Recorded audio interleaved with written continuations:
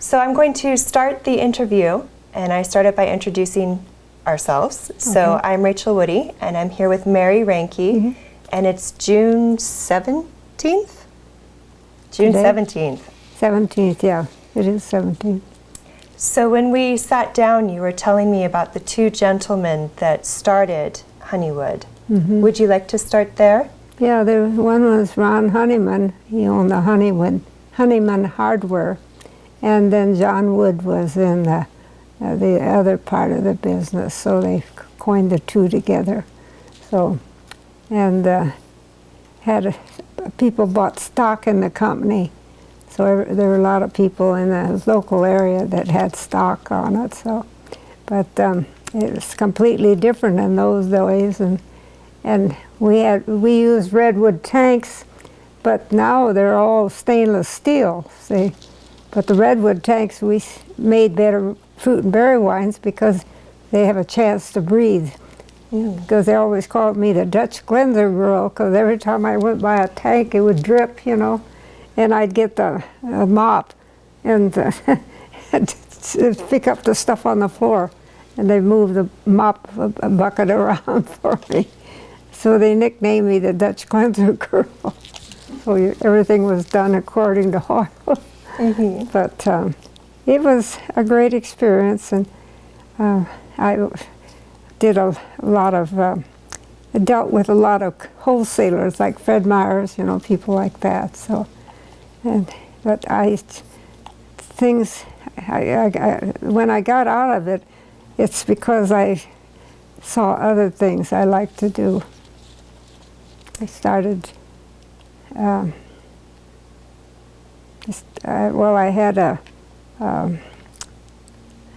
started doing weddings because I like to create things, you know, hearts. I have my basement full of beautiful satin hearts that are out of styrofoam, you know, humongous. So in different colors, so I could use them for different weddings and things. Wonderful. So, yes, your home is beautiful. I was noticing all of the flower arrangements. Yeah, I love flowers. Yeah, that's my favorite, is to be out in the yard. But if I fall, then I'm in deep trouble. Right. So I try, and they try to follow me around. Don't they? Don't you dare go outside. You know you're not supposed to, because if you fall down, I did fall down here a few days ago, and I fell on my head. No. So I ended up in the emergency. So I had a great big thing on my head. Oh goodness. Well, I'm really glad you're okay. Yeah. And that you have people here who love you. Oh boy, I'll tell you, it was a mess. Yeah. Yeah, because I had a big gash here. And everybody was trying to help me, but the more hands that get involved, it's harder to cope with. So, but well, Mary, I'd like to take you way back, if you'll follow me. I think you got started at Honeywood, was it 1943? Is that when you were the secretary? Boy, let's see, I was born in 21. See, I was trying to think when I went to the winery. It was Del Monte Cannery next door to us, down on 14th Street. And so we had all the facilities there, and the trucks would bring the fruit in and all that stuff. But it was more like a challenge, because I didn't know whether I could do it or not. So when Mr. Wood died, then they asked the guy that was the winemaker to step in, and George Todd, who was the secretary-treasurer of the company.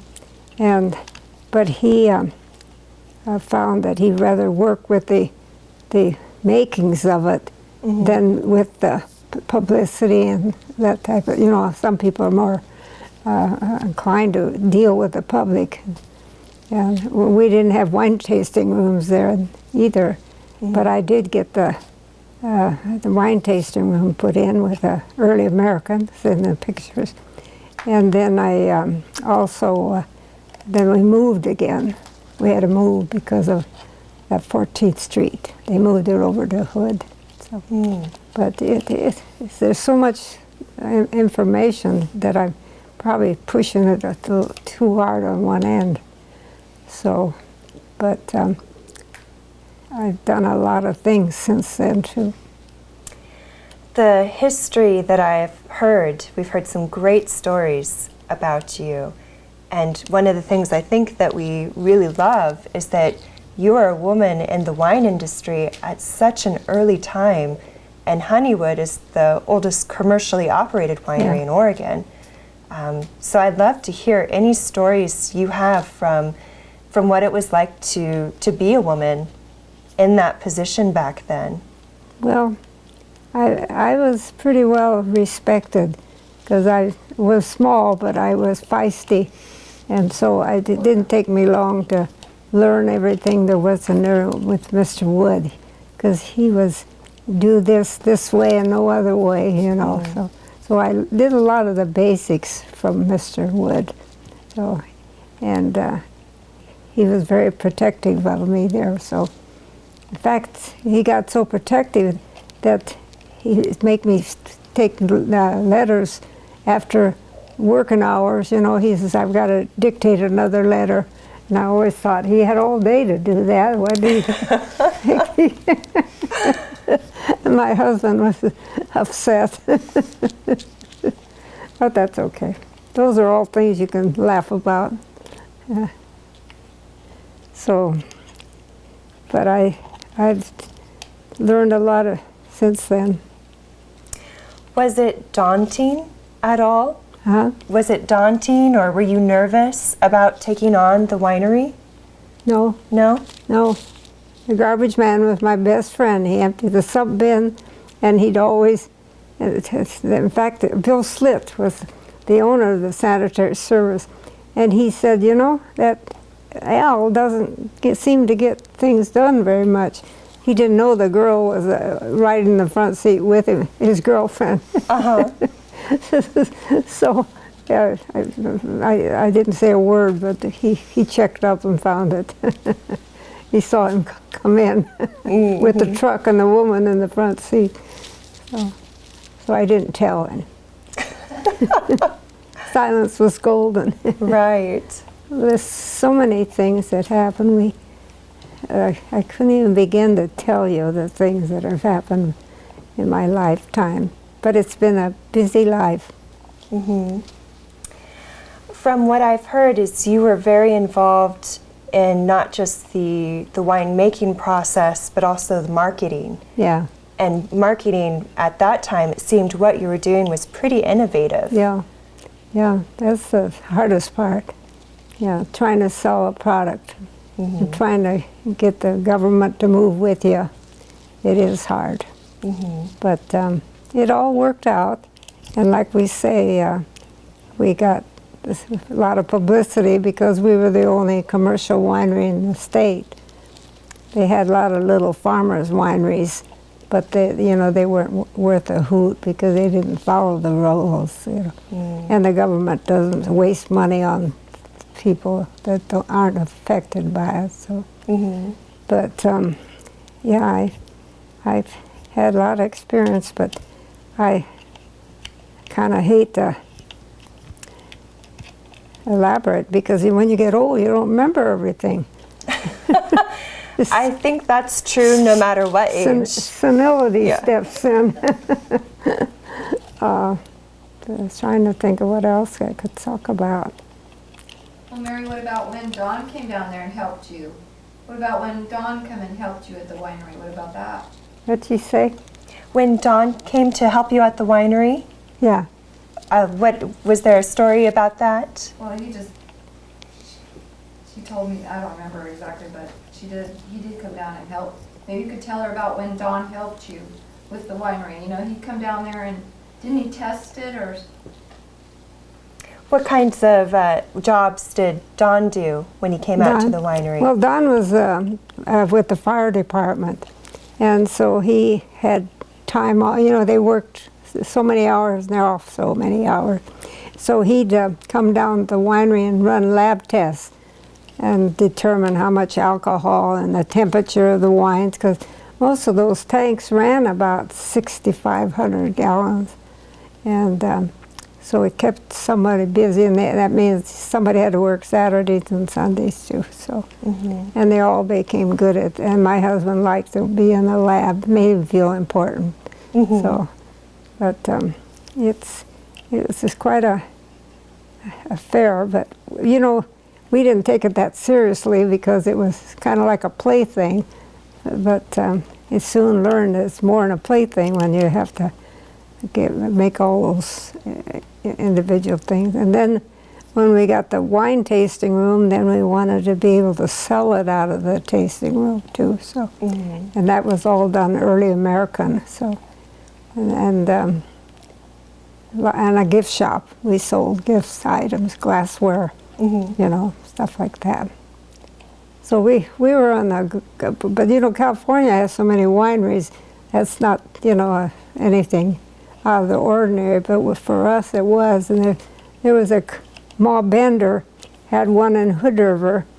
It was one of those kind of little, I wouldn't call it a winery, but it was kind of unusual. And then there was one in Roseburg too, and it was, but they were just minute. So, but. Why do you think that there were so few wineries for Oregon? Well, it wasn't. The Liquor Control Commission ran the thing. Everything you did had to be approved, and a sample of a lot of wine had to be taken to Corvallis, and they ran lab tests on it. Wow. Before we bottled it, and they gave you a certified dose on it too. So, it covered quite a few people, and then they started being a few here. There's a lot of wineries in Oregon now. Every Tom, Dick, and Harry has one now. So, but and they're doing real good with it. So, we're very proud of them. But the wines that you're buying in the other places are not fruit and berries, they're the regular wines, the Cabernets, and Chardonnays, stuff like that. And so they have to appeal to a different type of consumer. So now it's wide open, so. And I drink wine all the time. My favorite is Pinot Gris. That is a good one. But I get the one that has muscat, isn't it? Yeah, you do. That is my favorite. Yeah. And I try to get it in the restaurants, but they don't like to put it in the restaurant because it only sells to the public for $5 the bottle. And I've been trying to get that store in the corner to carry it, but they said, well, they wouldn't. I said, well, one day I'm going to bring a bottle, and you try it. I said, because if you want to charge more for it, you can, but you'll find people will drink more of it, and the women like it that way. So we're working on it, but we're not sure how far we can get. So, but is there anything else that I... You could tell her about the kosher, remember? The rabbi and the kosher? Oh, kosher? The rabbi and the kosher? Oh, yeah, we had Rabbi Yonah Geller, a Jewish rabbi. And he came to the winery, and they do the blessing, over the bottling line before we bottle it and everything. And Rabbi Yonah Geller was a real nice person. But he always came to work, and he parked his car right where I parked mine, and he found a can of spray paint, and he started spraying that car of his, and with the spray paint all over the place, and I just wanted to shoot him. And that was not a good idea. But I always remember the faces he made because he wanted to get first-hand treatment but he always made a funny face. And he was Jewish, so. And that's where you got Manischewitz. And we had, let's see, what do we have? Our kosher wine was Mizpah. Doesn't sound very good, does it? I don't even know where it came from, the name. Yeah, but that's what he blessed the wines. So, but anyhow, I can't think of any. How did you get your gift shop started in there, Mary? Was that did you put the gift shop in there, or was it already there when you? I didn't hear. How did you get the gift shop started? Well, that wasn't too hard to do because I loved gifts, and I used to order glass from Germany, you know, because you could get really pretty things, and then we displayed them there. And the room was all done in early American, with the big rugs, you know, with the early American weave.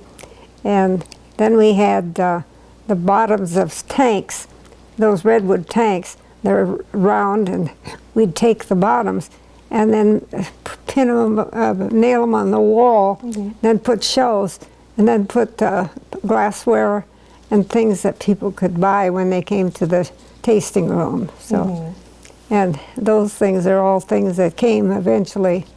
They're not as quite as like in California. It's, you know, it's a big thing, very casual-like. So, but we did a lot of that too. So, and that I just.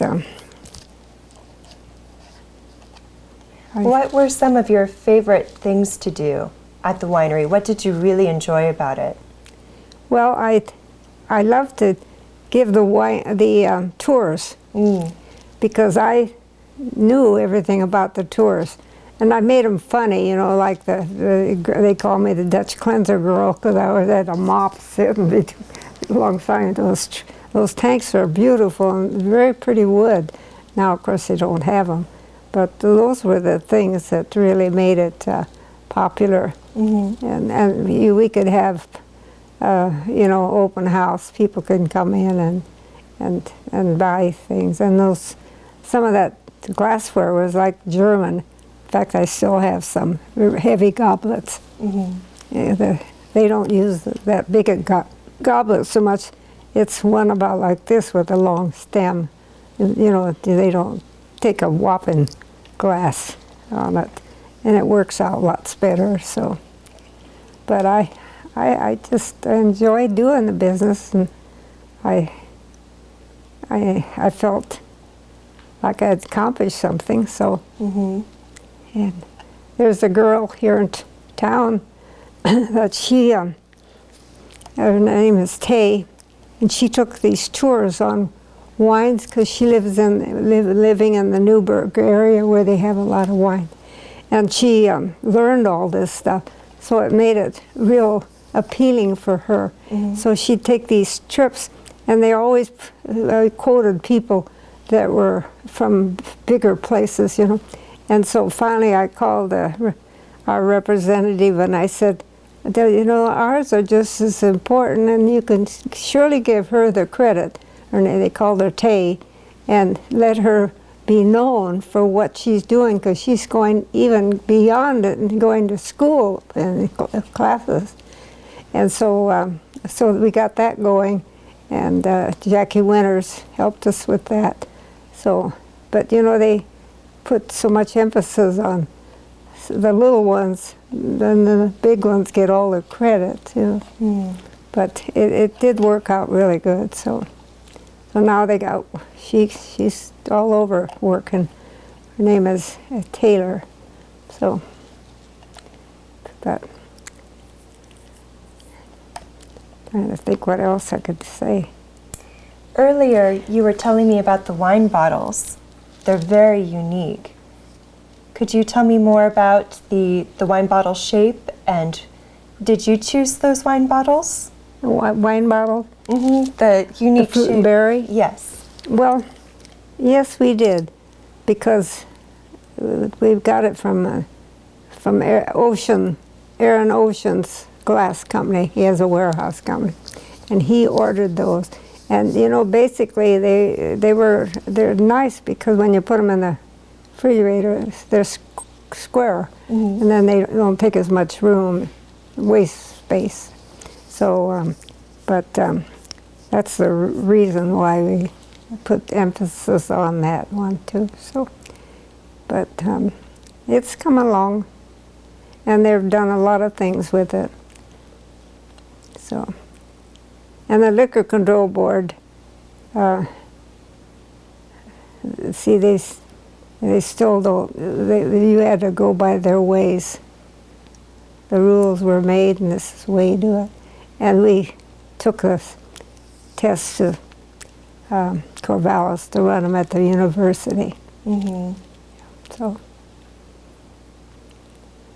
but so many years ago. I think you were telling me a story earlier. Was it the FBI who had to have a room at Honeywood? Somebody was there because I think it was the brandy? Oh, yeah. Yeah. Well, the brandy, yeah, that's, it's pretty high proof. Yeah, but you never got the store, they call him a storekeeper gauger, and he's on the premises all the time. And it was, the pot still was on 3 floors. And I had to run up those dang things and ladders, you know. And boy, if I did it now, I'd probably be a crushed mess. But we had to go up and down those things all the time because they got to be at their fingertips when they check everything. So, and that brandy, I had a bottle sampled that we had in the lab, and it was about 180 some proof. And you know, as it aged, the guys tasted it. Boy, made Christians out of them in a hurry. They said that was wonderful. But anyhow, that's pretty harsh. Yeah. And then we kept it in the lab so nobody would get to it. Nobody ever broke into the place anyhow. So, but they have a nice place now. So, and they're doing a good job. There were 3 businessmen that bought it, but one that had a factory that blew up, and so he had to drop out, so they had to get one other man, so they got a banker from, and so that helped to kind of shelter the business. So, Are those the guys that took over from you? pardon? Are those the gentlemen that took over from you? Yeah, the people took it over, and they have a winery on Hood Street. It's still the same people, his whole family, and they have a beautiful gift shop. Really do. They have a lot, even purses, you know, to carry. I don't know why you want to carry a bottle of wine in your purse, but it shows these big purses where if you're shopping, you can put them in these big purses. But no, they did a good job with it, and he's still there. He Paul Gallick is his name, and he still goes down there. But the people who run it is the family. Yeah, so I go over there every once in a while. They got cheeses and everything, real nice. If you ever get it, it's on see, I think it's on Hood Street. So you can go in there and look at it. Makes people happy. Yeah, so. We are actually going to stop by this afternoon after the interview and see. Did you? You are? We will, yes. Okay. You'll like it in there. That's a nice place. But you'll be amazed at what they got. They just got all kinds of stuff. And we had messy, when you have metal, steel, of course, they say that the making wine in barrels gives it a chance to breathe more. And I don't know that it's been proven or not, because you put them in stainless steel, it's a little different, but it's not as messy and all of that. So it's they're still doing a lot of good things with it. But he's not running the business, the family is now, so he just comes down to check up and see what they're doing. So it's really nice. Did I forget anything? Well, what about how'd you come up with all the different flavors that you got going on with your wine? Did you think of those, or did you get ideas from other people, or? How did you come up with all the flavors? The flavors? Yes. Did you think of those? Well, yeah, but it was a surplus of those kind of fruits. Like we had, currant was a big seller in Michigan. They liked that. And we sold wine to many states, monopoly states, that we sell directly to the Liquor Control Board. It goes in tank and railroad cars. So a lot of those went out to those places. And then the canneries over in West Salem, they, Oregon Fruit Products, they would ship, and they have an extra room to have that car stop en route, so we could get the benefit of a better rate on it. So everybody kind of worked together to help people. And I think it's only because it was a woman, because they bent over a little more for us than they would the men. And of course, men, they're good too at it, but it's just that they'd rather be in the working part of it. So, but yeah, it's really something that bottle, I don't think I've got any downstairs either.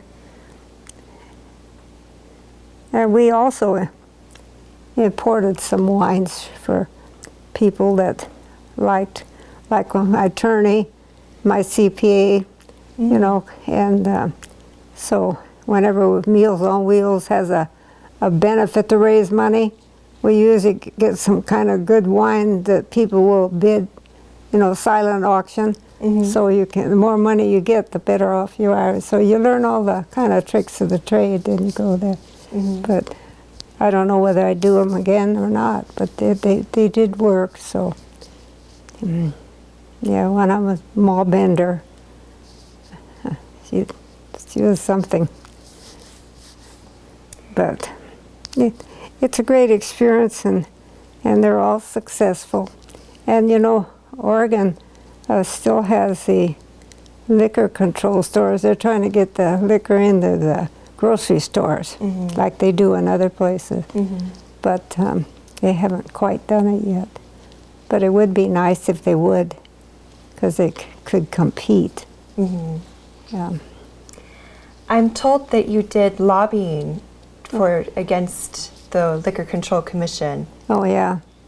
Well, I got a ticket one time going to one of them, going to Portland to the Liquor Control Board, but because you had to get up and speak. In fact, I went to some of the people with the Capitol building too and talked to them, that if they want the industry to grow, they're going to have to push for encouragement. And they did do that too. So, but they're still trying to get the hard stuff in the grocery stores. What were the things you were lobbying for? What did you? Well, the lobbyists, you have to kind of, you sort of, I always say pad their hands. You do favors for them and they help you too. But I think a lot of time, because I was a woman, I got more attention that way, so, but now it's a different story. Yeah. And I grew up on homemade wine, so my dad made it, and so I'm pretty familiar about that. I knew what was good and what wasn't. My dad said he knew everything there was to know. Yeah, they liked the wine. You could hear it in the basement. Whenever it got a little bit cool now, but warm, and then they start, kind of fermenting, and then the corks would fly off of the bottles, and you could hear them pop, pop on the bottom. those are things we laugh about because they don't do that anymore. So kind of you did whatever you could. But it's a new world. So but anyhow. So you grew up and your dad was making wine. Is that why you went to work at Honeywood? Huh? Because your dad made wine, is that why you had an interest and started at Honeywood? Yeah.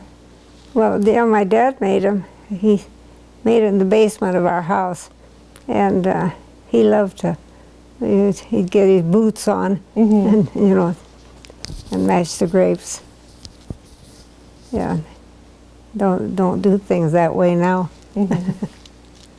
So they go through the crusher before. So well, can't think of anything else.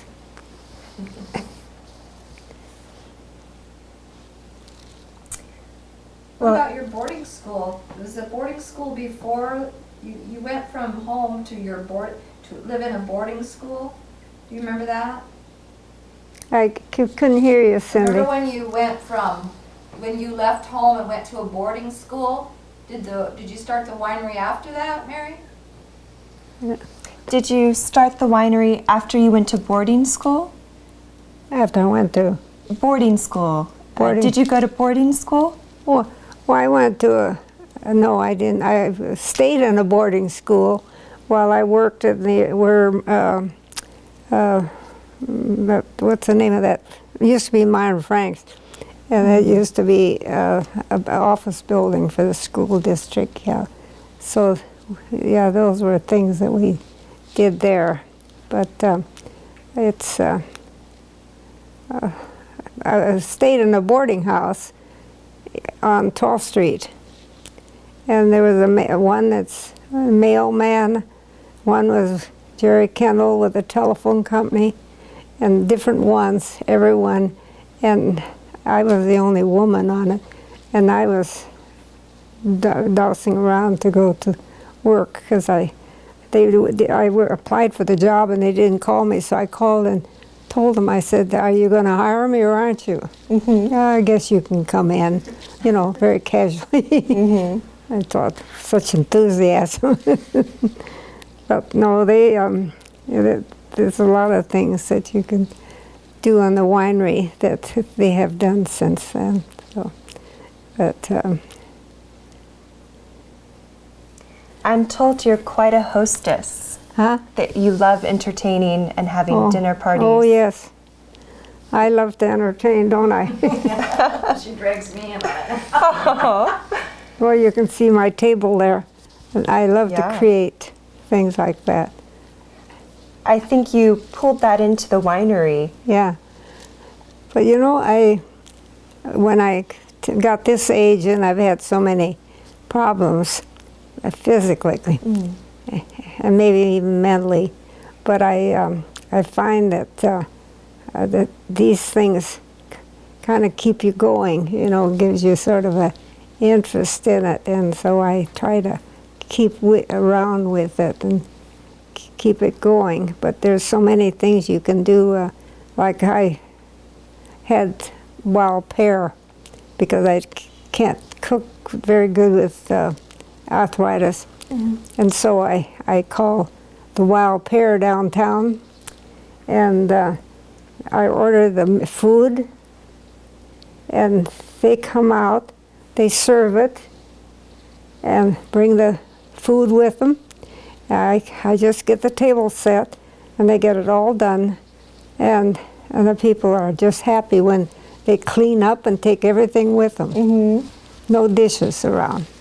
And that is the most fun to entertain because they add so much. They have these young fellows with the white shirts and black slacks, you know. They make a real good impression. And this is where you learn so much about the younger generation. They really carry it out to the dot every I and cross every T. It really makes a big impression on people. One thing I've learned is back between the 50s to the 70s, Americans didn't know how to enjoy wine. No. No, it doesn't. But they're doing it right and left. Mm-hmm. They have wine tastings in all these wineries now, you know, every weekend particularly, and you'll advertise, and you'd be surprised how many people like to taste the wines. Mm-hmm. So, and the wineries we have around here are really beautiful. They're, you know, up in the hills, and wine is pretty expensive, but they're really beautiful because most of the wineries sit up high, the buildings, you know, so, but they have some beautiful ones. So, I guess, and it's going to get better, so. In researching your story, it sounds like you saved Honeywood. I do. It sounds like you saved Honeywood. Yeah. From the two who were running it. Yeah, yeah, it is. But I love to entertain anyhow. I used to entertain constantly. I have a basement. It's all decorated for Christmas. For my research for Honeywood, it very much sounds like you saved Honeywood, that when you took it over, you were able to keep Honeywood going. Yeah, yeah, we did. And we tried new things. You know, that's because I knew the fruit had to be better and be in good condition. You just can't throw garbage in that bin and expect to get good wine out of it. So we took precautionary measures to make sure that the tanks are scrubbed. And you have to be real careful to go in a wine tank, redwood tank, because you get asphyxiated, you know. So you have to have somebody standing by all the time. There's lots of things you have to be aware of. But now they have the one they have on Hood Street. Now that's really nice there. They have everything you want, and the tanks are stainless steel, so they don't have all that mess. But it is a great place to shop, and they're real friendly. So, do you have any advice? Huh? Do you have any advice for people going into the winery business? Well, I think it'd be hard to start wineries now, but we were just learning, and I think the learning gives you more interest in what you can perfect. And I think that learning is a good thing. You need new methods and ways and things to, but I think every bit you can do, and every time you go someplace now, they'll have at the party at the winery, so that kind of gives encouragement for people to try them too. Because they get free wine, so that'll make a good story. But there's so many things you can do. I wouldn't want to start a winery again, but it'd be fun for a first time, but I don't think I will. There's things, each year things progress differently, and there's sudden changes, you know, like diatomaceous earth and stuff to run the wine through the filters and stuff. So there's a lot of learning to be done, but it's all proved to do good and you got a lot of wineries now. Mary, why did you start that newsletter? You had a newsletter for your winery. Do you remember why you started that? What'd she say? Why did you start the newsletter? Huh? Why did you start the newsletter? Start the new letter. If you look at the inside, it's got a letter from me in it. I think it comes loose here. Okay. Just open this up. You open this up, and it has I'll show you. A certificate. Supposed to have here it is. Here. See? See, there's my, I write a letter to, a newsletter. There with me at the typewriter. And then see, I've told about different things, and then on the back I've got some humor and a holiday and expressing. So this went out to everybody. You can see I wore my hair the same way then, and this was my my office gal, and that's me. So, but our best. So that made it kind of personal. And so we had those available, plus the fact we sent them to all the distributors, and they took them to like Fred Meyer's and Piggly Wiggly when they had it and stuff like that. So, and then this is when they brought the new label out for 1969. So. And I had the recipes I had in the book, I took and tried them out before I gave them to anybody.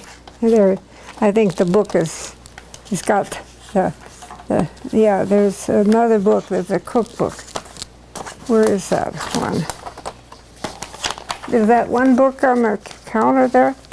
Where is that book that has all the recipes? And we all even made a Logan Rosé, which meant that it was sweeter, but it was real good. Yeah, Rozae. Got it?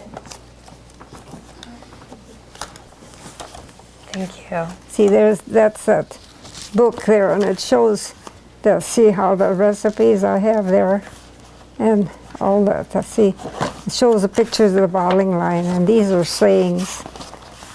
But here's the redwood tanks. There's the bottling line. So you and this is the tasting room.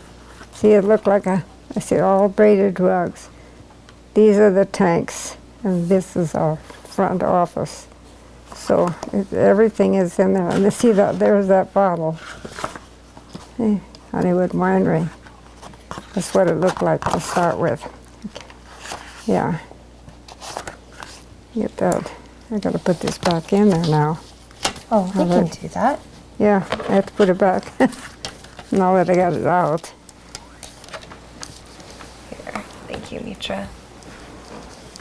So, how did this get distributed? Did you hand them out? Huh? Did you hand these out? Yeah, we hand them out, and it tells about how the winery started, short history.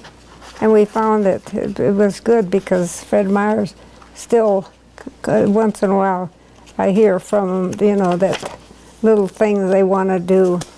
And I think that's nice. And these are all, sayings about wines. Yeah, so. Did you find that you had to educate people about wine? Not anymore, but then you did.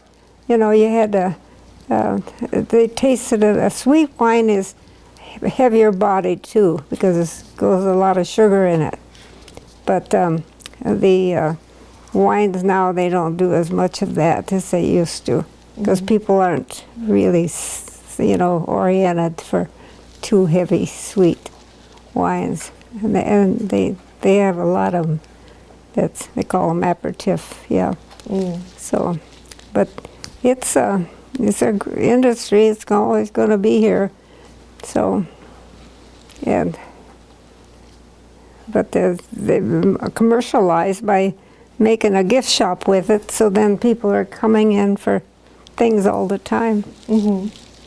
So they sell racks and all kinds of things. If you need a rack to put wine on, they have beautiful ones that you can get. In fact, I have 2 or 3 of them out there that they gave me, and they're really nice. So, but Well, Cindy, do you have any other stories we could ask Mary about? I kind of tapped out. Yeah, we covered a lot. Mary, is there anything else that you want to share with me? I can't think of anything. My mind's so full of things, but I'm not I'm probably leaving things out that I have to excuse myself for that, because things don't always get on my memory book.